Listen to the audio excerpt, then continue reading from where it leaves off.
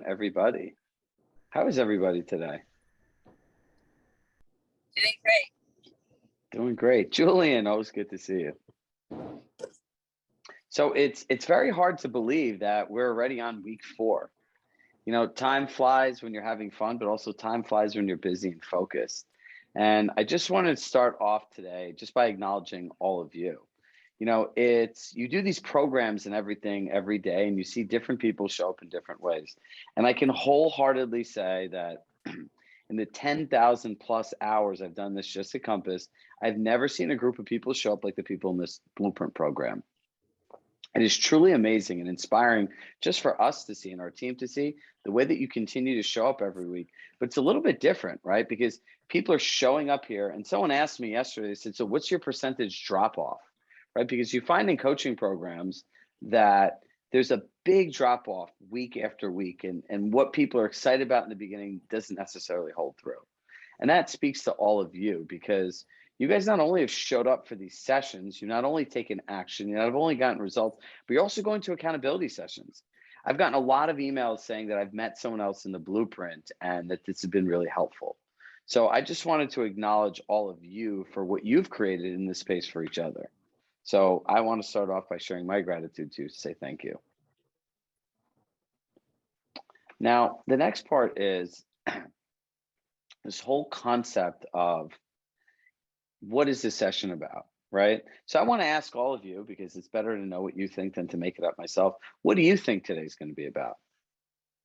And what are you looking to get out of it? Don't worry, I have an agenda. Drop it in the chat.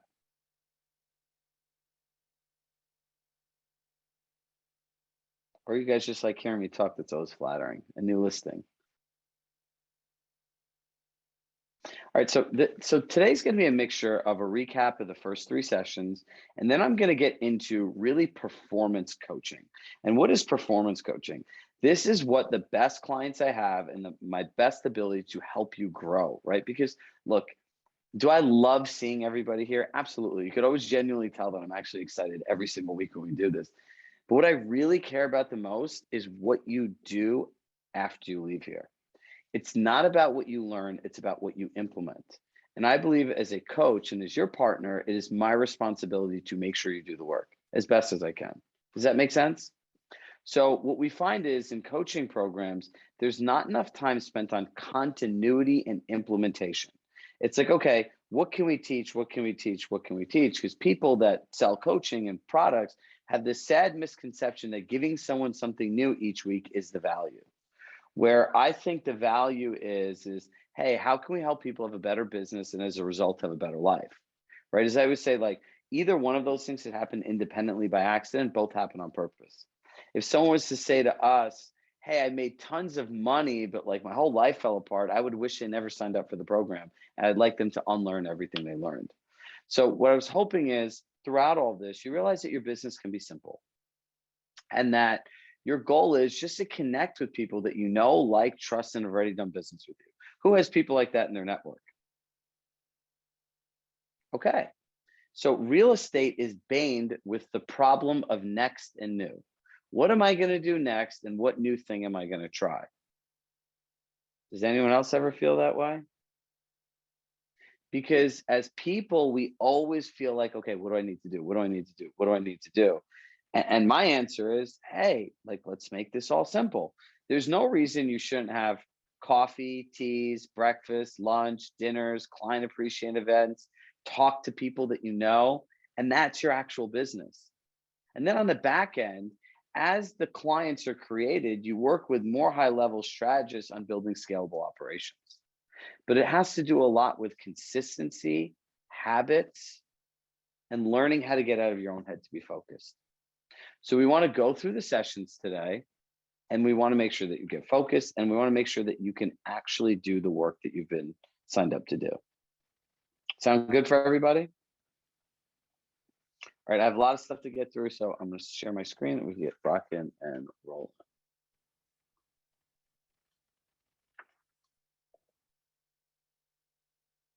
All right, so the first thing is we're going to go through, just thank everyone for the accountability groups. I just want to acknowledge our amazing accountability coaches here, Julian, Kate, Stephen, and Irma. Thank you all for showing up for everyone week after week and creating a space where people can really continue to grow. I find the number one challenge in all training is the continuity, right? Because everything sounds like a good idea. I have a knack for making everything sound simple, sweet. Oh, that sounds great. Can you just do it for us? But accountability sessions is really where people are committed to that next level. It's the next level of learning. It's the next level of doing. And it's also to collaborate with the people in your community. So if you haven't signed up for one, I highly encourage you to. And if you are doing it, continue doing it. Now, what I want to know is what has been your biggest takeaways from weeks 1 through 3? Drop it in the chat. So before we get started, let's see where your takeaways are. And the reason I ask you to share your takeaways is the takeaway that, let's see, Jennifer Lay is going to share might be the exact thing that Mary King might need to work on, right? Takeaways and sharing what's working for you is a good way to inspire your colleagues and other people to start thinking a little differently as well. So let's see what we have. Need to build a referral network.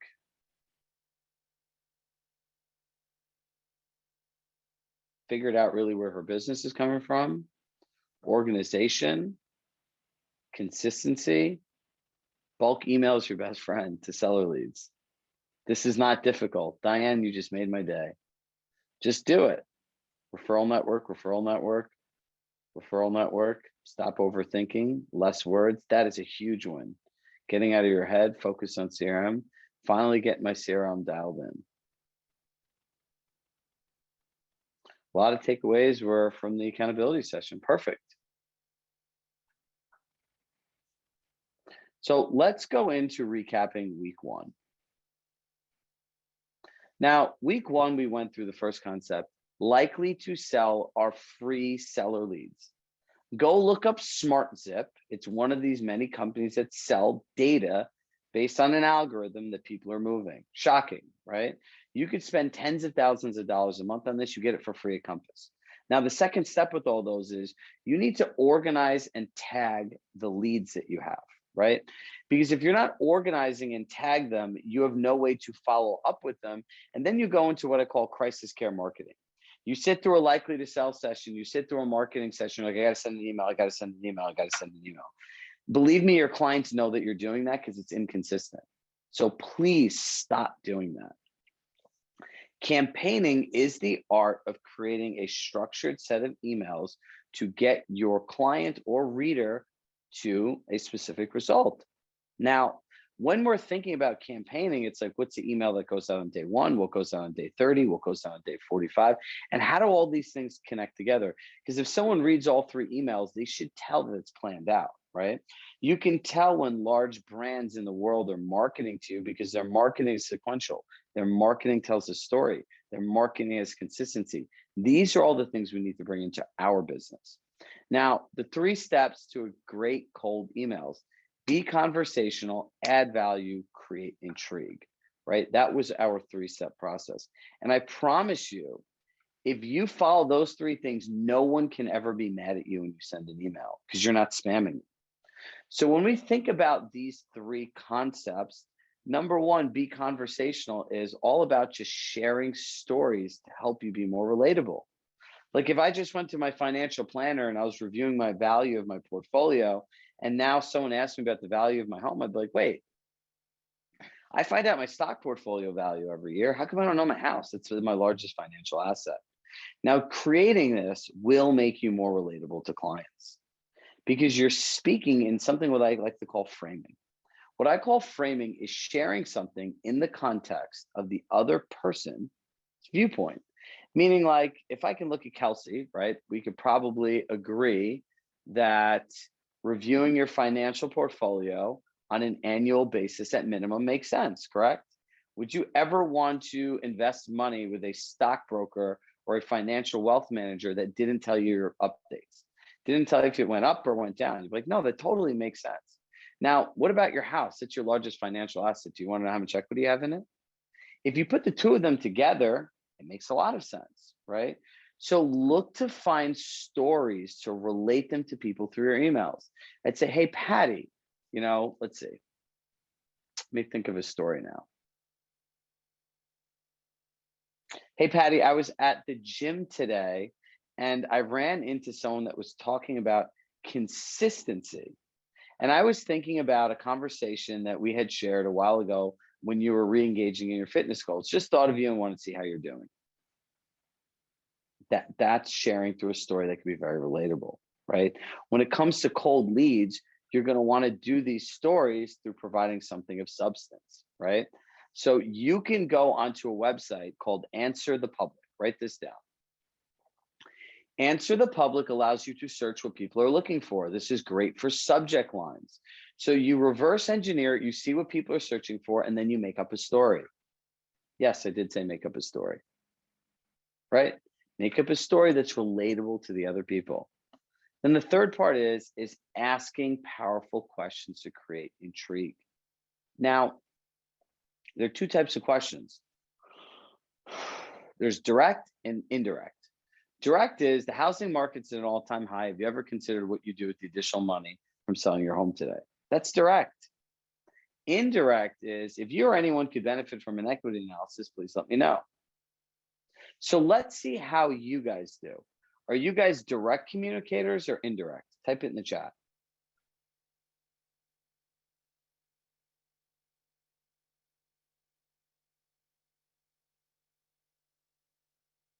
I like the two direct.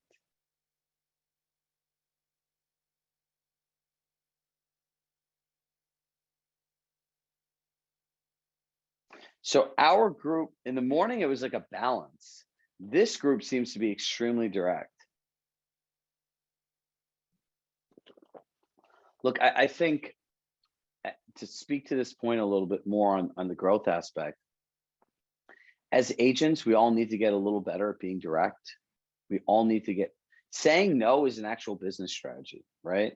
Strategy, and write this down, strategy is as much as what you say yes to, is as much as what you say no to. Meaning saying no is a strategy. No is a full sentence. You should just practice this. Hey, can you meet me at this property right now? No.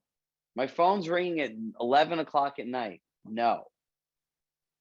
Hey, I need you to bring this over to me in an hour. No. Hey, can you sit at my house? I have a cable person coming. No.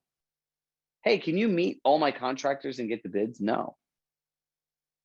Right? No, no, no. Because the reality is, if you can't say no to things and you're trying to say yes to everything to please everybody, the idea of that is just exhausting. Can you really say yes to everything? No, you could say no to that. So ask powerful questions. Excuse me. So in writing cold emails, be conversational by telling stories, add value by finding great articles. You could use Google Alerts or Answer the Public. And 3, create intrigue through powerful questions, which will have people engage with you. Now, week 2, we talked about CRM is marketing, right? And what does that mean? Every single thing you send out of that CRM is a form of marketing. All of it. So my question is, why are you sending people things they don't want? I live in Westport, Connecticut. Why the hell would I care about your open house in Jupiter, Florida or South Carolina? Stop spamming people. Stop. If you meet agents here in this group and you're like, oh, let me subscribe them to my newsletter. Why the hell do they want to read your newsletter and know about your weekly open houses? You're not their kid, not their parents. Why? Are they looking in that area? Do they have clients looking at the area? Do they raise their hand and say they're interested in that area? If you haven't paid attention to this, I'm going to stop my screen for a second because I want to see a response. Who here knows about the ruling, the antitrust ruling in Missouri? Raise your hand. Okay, like 5 of you. All right, this is very concerning. In Missouri, for the first time ever, they said real estate agents were violating the Sherman Antitrust Act by offering a buyer's agent's commission. And not only did the court rule in their favor that it was a violation in multiple areas of the NAR's Code of Ethics that we all abide by, except my friends in Manhattan who don't belong to an MLS. Um, it was a violation of multiple things. And not only that, they granted them that they're a class action, which requires 4 very important criteria to be met. Why is that important to you? Listen to me very carefully. I'm going to prepare a homeowner brought the suit, multiple homeowners. And by the way, all of these people, anyone that sold the house between a certain period of time is now entitled to some form of compensation. So they're appealing it's against 5 major, it's like Better Home Services, Realogy, Keller Williams, Remax. So here's the thing. I'm not getting into a rabbit hole. I'm not discussing the case. I'm not a lawyer. This is what you need to pay attention to. The world again is changing. You can choose the changes for yourself, or the world's going to choose them for you. Real estate agents in this industry has a shitty track record of choosing for themselves. Look at how much money. Hit yes if you've ever spent money on an online lead, a Zillow lead, a Trulia lead. Okay, the majority of us. Now, here's what I want you to pay attention to. We've already got all of these things wrong because we could not think ahead in the future, right? I'm telling you, now is the time to get ahead. You all of us need to double, triple, quadruple down on our client experiences. You better treat that database like it is a holy grail of gold and only send people things of value. Your service and experience you provide is going to be your future paycheck, right? Think about this. Our entire event is based on this whole 5-star luxury client experience. Coincidental that it worked out with the timing of this NAR thing, but true luxury is something you can't do yourself. You'll pay handsomely for because you know it's worth it. Does anyone want to work with someone or sign up with somebody that's sending them spam? No. So we have to start being more planned and purposeful in this. I'm sorry to go on a quick little tangent and rant, but a lot of you don't know this and people don't see what's going on. I'm a very good trend forecaster. I'm really good at being 3 to 5 steps ahead of most people, especially when it comes to this. It's like when COVID started and that first lockdown came, everyone in our group coaching program role played 3 to 5 times a week. Everybody. Because I deem that the communication economy, right? If you can't meet people, what are you going to do? You have to talk to them. Shocking. So when we say CRM is marketing, you need to market to people in a way that you'd want to be marketed to yourself. And the next part about this is stop sending newsletters that would say, let's see, Dear Gail, I put together a list of activities I think you'd find really helpful. Over the weekend, you should check out these places. And Gail's reading this. I'm like, wow, I'd like this. I'd like this. This is so thoughtful. And you know what Gail sees at the bottom of that email? An unsubscribe button. Stop going into marketing centers and make pretend like these are personalized emails to people with an unsubscribe button. It is tacky and it does not make you look good, and it's going to make you lose clients. Right? Hey, we're going to make this look intimate, but really this is a mass email. That's what bulk email is for. Hit yes if what I'm saying is resonating with you today.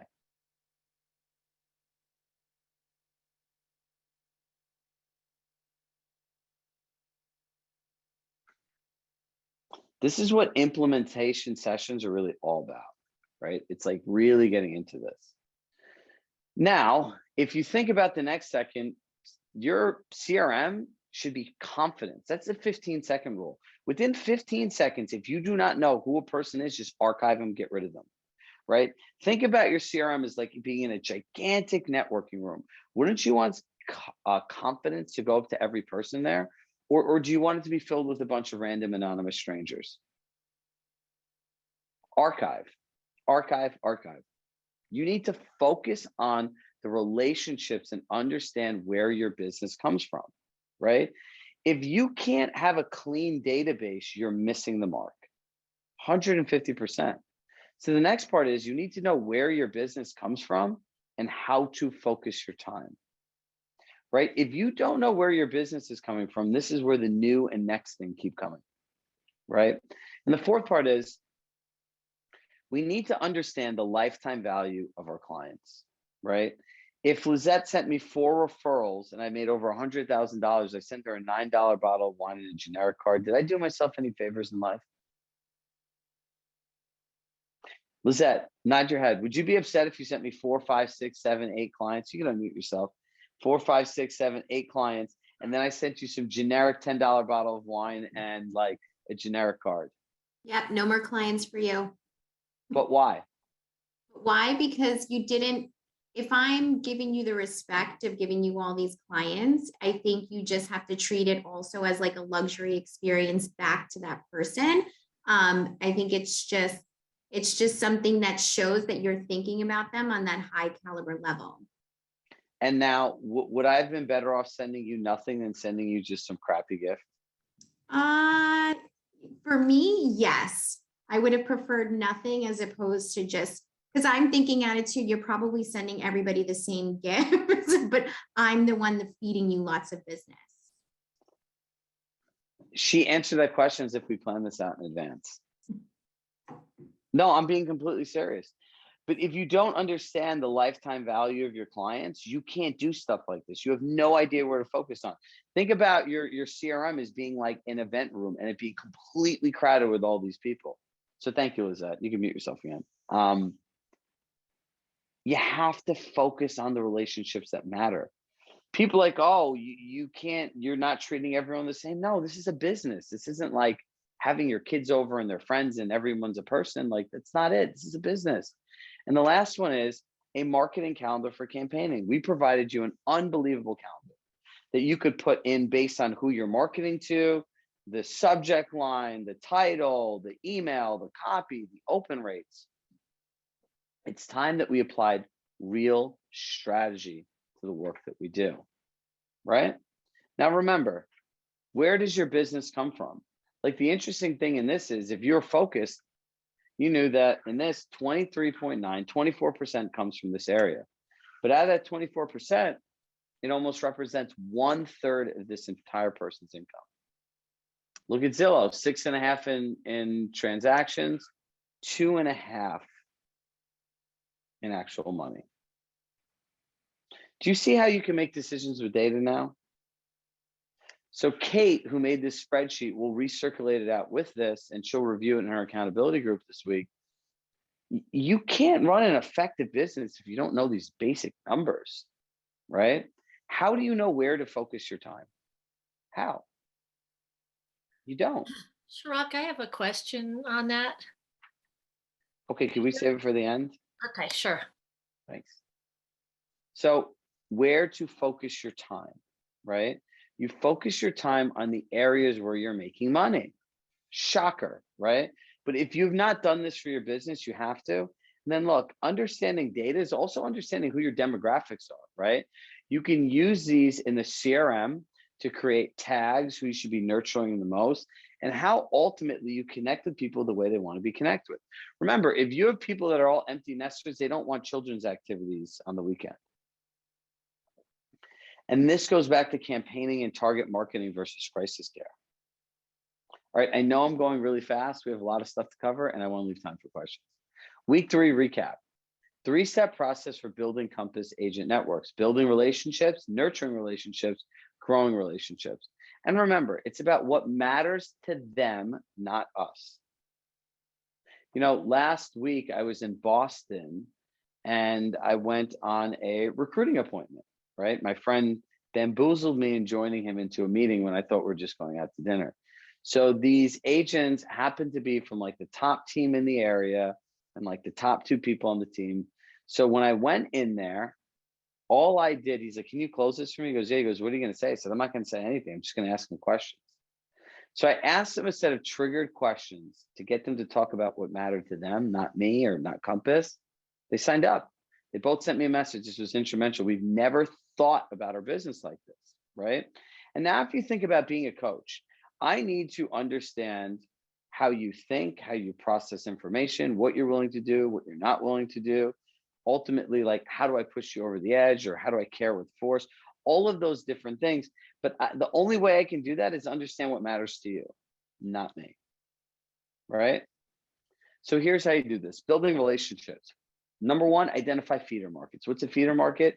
These are the areas that people generally move from to your area, right? So if you're looking at, let's say, Florida or South Florida, You have New York City, Boston, California, big metro cities. Now, keep it personal, be curious. Document everything and don't be a stranger. Don't be a stranger means that after you document everything, make sure to set a follow-up task in your Compass CRM for them to reach out to people and ultimately stay connected.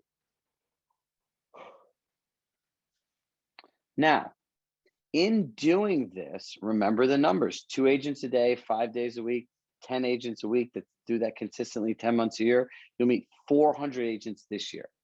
Over 5 years of doing this, you'll meet 2,000 of the God knows how many tens of thousands of agents that'll be there by then. 2,000 people at a 10% referral rate is 200 deals. At a 1% referral rate, it's 20 deals. Do you think if you networked with agents, stayed in touch, build genuine relationships out of 2,000 people, you could get a 1% conversion rate? 100%. Now, nurture relationships, social media. When you go on social media, make sure when you follow people, engage in the conversation. Don't be random, don't be anonymous, and don't just sit there and expect people to engage with you, right? Being part of social media is joining a conversation. I love going on social media, seeing people's new listings, and I can send them a message. I'm more likely to respond to someone's Instagram DM than I am my inbox. And people say, why? I go, my inbox is filled up with other people's agendas. And everyone wants something, they send it to me. If they want something from our staff, they copy me on it. Even though I have nothing to do with it, I probably don't know about it. But this is how you start connecting with people, right? Build your relationship online. You could learn everything you want to know about somebody online, correct? Especially on their social. Mastermind, like what you're doing in the accountability groups. Now take it one step further and get a group of 3 or 4 people. And you could start your own little group. Now, relationships becoming friendships. This is in-person meetups, feeder market visits, right? Where you could just go to a market and meet a bunch of agents and everyone through the SGMs and sales managers, and also retreats and get-togethers and our events. You know, for the people coming to Boston, the opportunity is like, again, to go deep. If you know somebody here from Blueprint and they're coming to Boston, like make sure you connect with them, right? Grab a breakfast, a lunch, a dinner, a tea, a coffee, something. This is a seen and be seen business. Nothing replaces human emotion, right? It's not how we work. Now, I always say this, and I've been saying this a lot over the last 5, 6 weeks. Look, we understand the commitment people make, but we also understand that some people could have a financial hardship or something going on in their home. If you would like to come to our event in Boston and the cost of the ticket is literally the only thing holding you back and there's a financial barrier you have, or it's just a tough time right now, please email me directly. I'd be happy to give you a ticket, right? But if you have something going on and this is what the difference is, I want to help you. I want to meet you where you are, right? So those are the 3 steps for meeting agents. Now, look, learning is worth nothing without execution. Nothing. Zippo, zero, zilch. So now it's not about what you've learned, it's about what you've done. Anyone could show up to learn. The special people do. So now my question is, drop in the chat what your challenges are in execution. Let me see where the group is.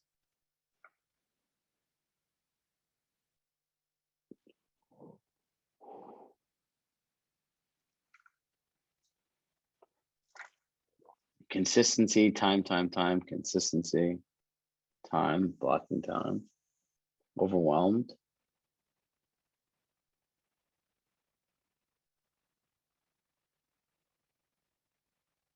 Consistency, time blocking.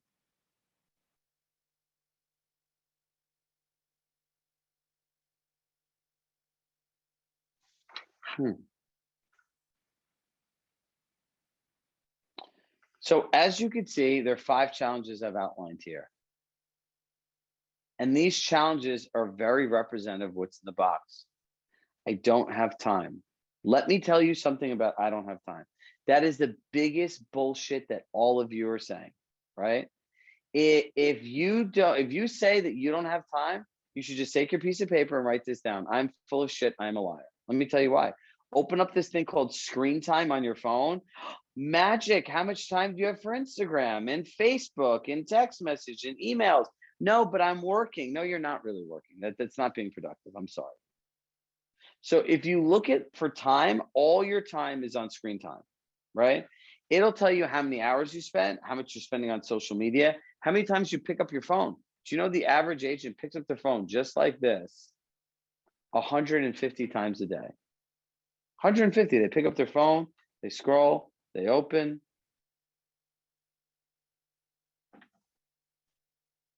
150. And then there's this magic button that says first time used. It tells you what you do after that, right? So go in there and find time.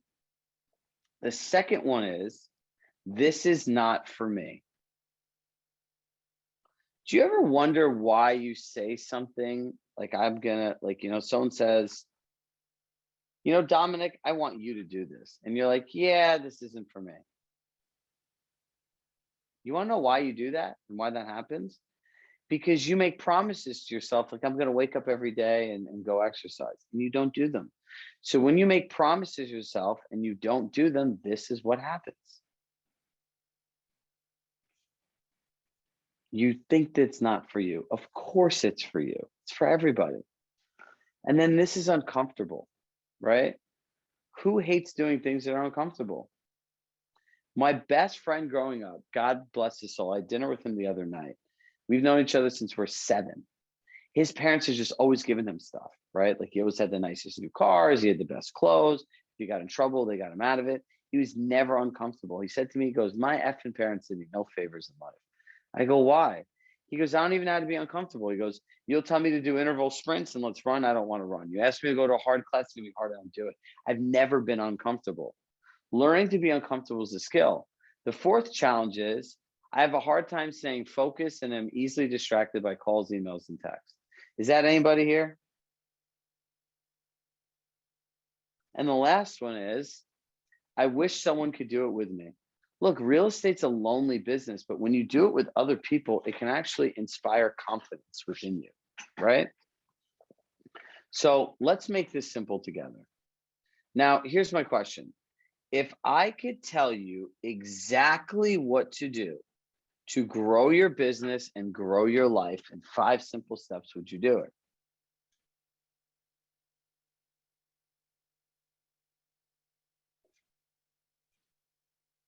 Twelve of us. 14, 16, 17, 18, 19, 20, 21. Okay. So now we're starting to hit something. I hope everyone hits yes. There should be 112 of these. So let's make this simple together. I'm going to give you a 5-step method I want you to follow each day.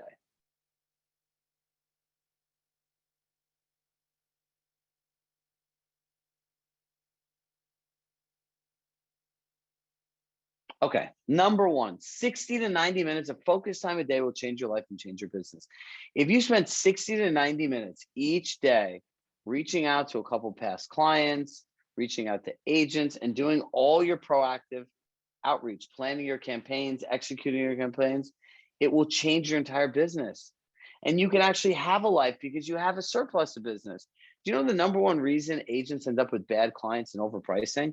They don't have enough business because they inconsistently prospect. So therefore, every time a client, as bad as they are, they're like, I have something. People all need hope, right? Number 2, the how can you make this work for me mindset, right?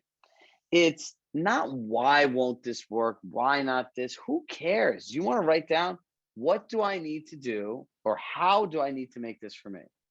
And once you write those words down, your brain will start processing, it'll start creating something different. Become comfortable being uncomfortable for limitless growth.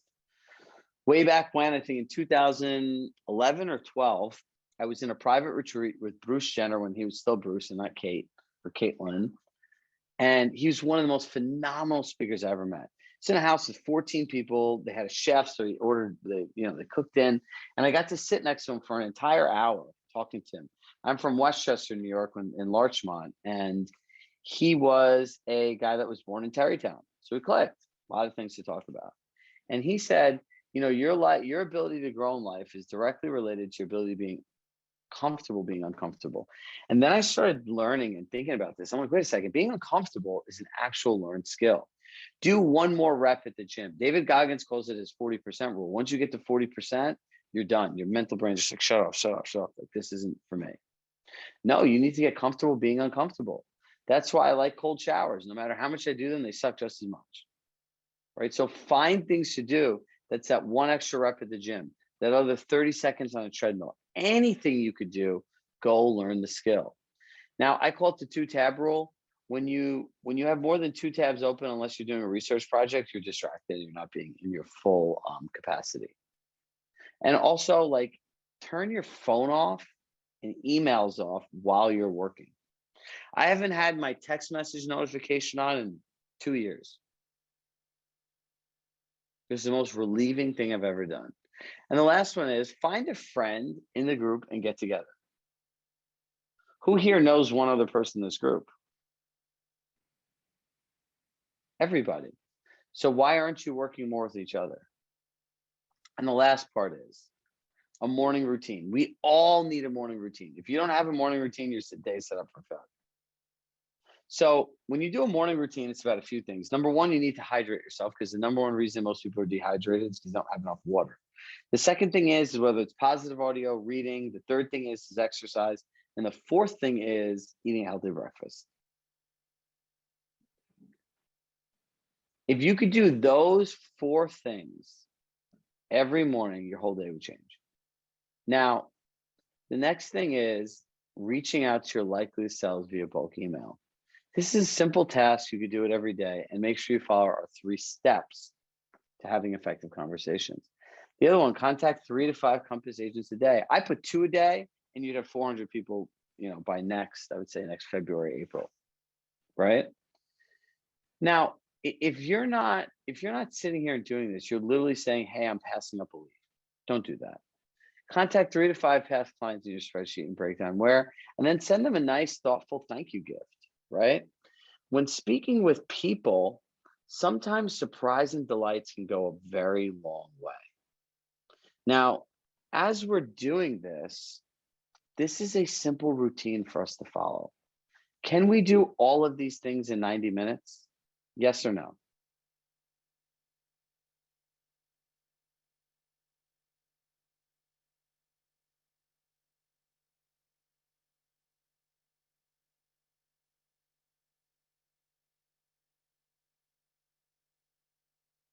Some said yes.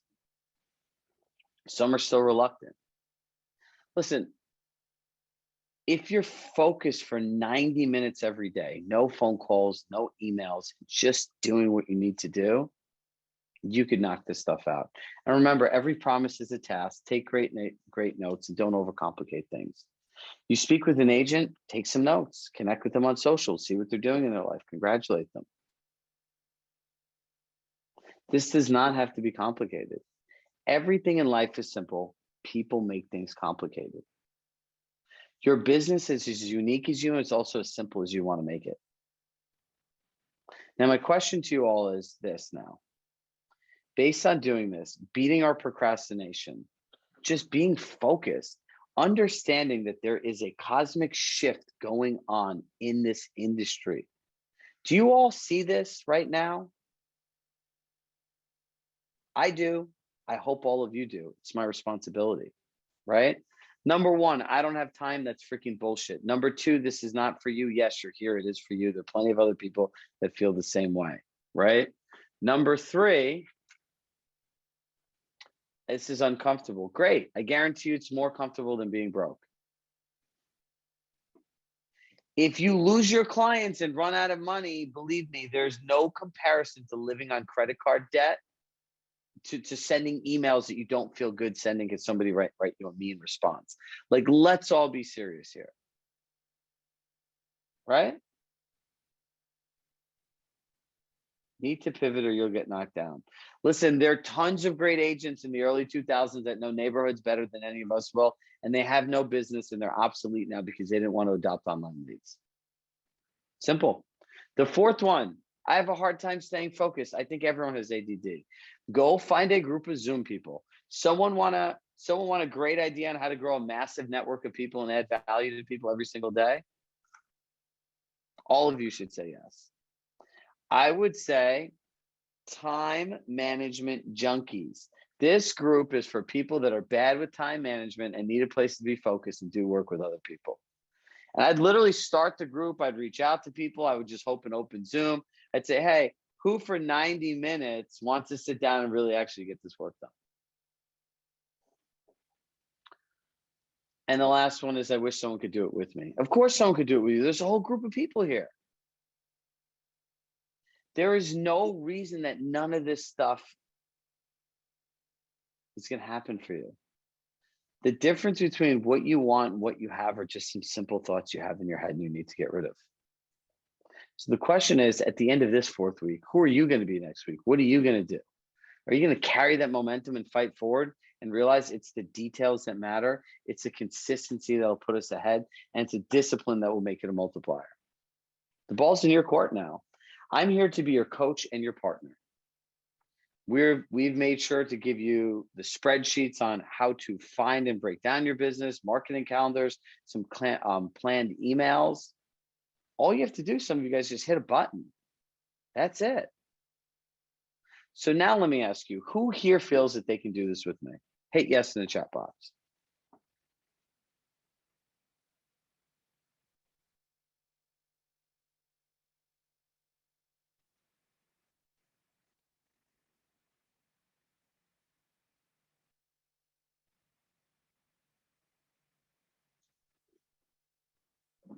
It's great. About half of you. All right, everybody. Does anyone have any questions?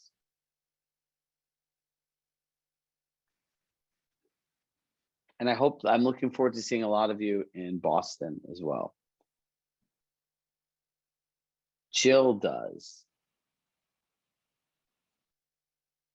Okay, Linda, where are you? Unmute yourself. Houston. How are you? Good. So what do you mean it gets in the way? It all sounds so easy when I'm sitting here listening to you and everybody's input and the questions being answered.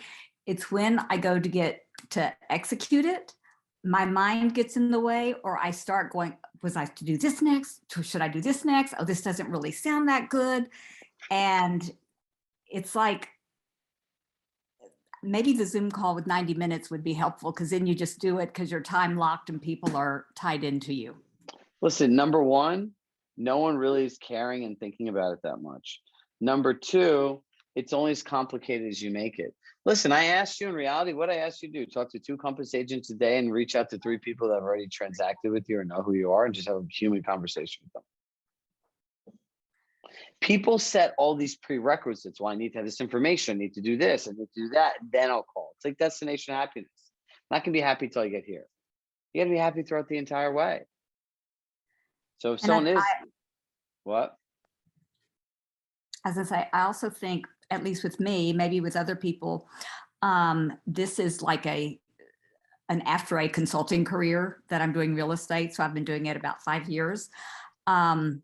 In my consulting life, it really was focused on perfectionism and having all the answers before you go in. And I find that mind takes over, since that was such a career. Does that make sense? Yeah. Look, any of this stuff, we all are conditioned and pattern based on our past. And we all have to learn to get out of our head and work in the current moment, right? So that's a perfect way to end. Listen, regardless of how you feel, you have to do your job. It is your responsibility to show up for you. I'll continue showing up with you. I'm happy, I'm jolly, I'm excited. I love being here. I can tell you guys love being here. So look, take what you've learned in the next 4 weeks. Next week, I don't know if it's working with buyers or sellers or what exactly it is, but we're going to go deep into scripts one way or another and how to talk to people. We're going to be breaking out in Zoom rooms. And as I said to the morning class, my dream is to have everyone turn their computer screen on.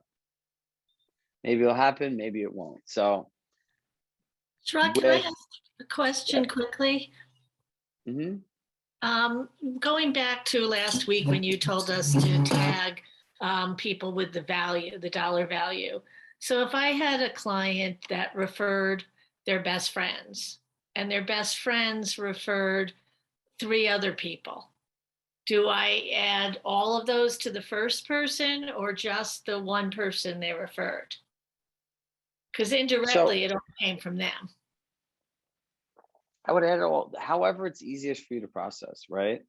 So if I were doing this for myself, right, and Lizette we'll use her, and she indirectly sent me 3 or 4 people, you have to attach the value to someone. So if they indirectly or however came from her, then you should add it to her name. And you would add it to the other person's name as well? Hold on, say that one more time. Now you're confusing Okay, me. so I got a referral from clients of mine. Okay, and I'm they- your client and I sent you a referral. Let's just Right. start there. Okay. And that referral, they thought I did a good job. So they referred 3 other people that were millions of dollars in business. Okay, so the second person, so I referred you to the first one. So, okay, so look, if I came to you as a referral from Lizette, then she gets a value, I get a value. Now I sent you this person, I get a value, and the next person gets a value. Okay. It's not all the way up like that. Okay. All right, everybody. Okay, listen, I have to hop off. Look, as I always say this with love in my heart, I love you all. Thank you so much for showing up, being a guest, committing to yourself, and doing the work to make a difference, right? So focus on your experience. We'll get the slides uploaded, everybody, as well as Brooke, we have to prominently put the marketing calendar and Kate's spreadsheet in our follow-up email for the week. So bye, everybody. Thank you, Chirag.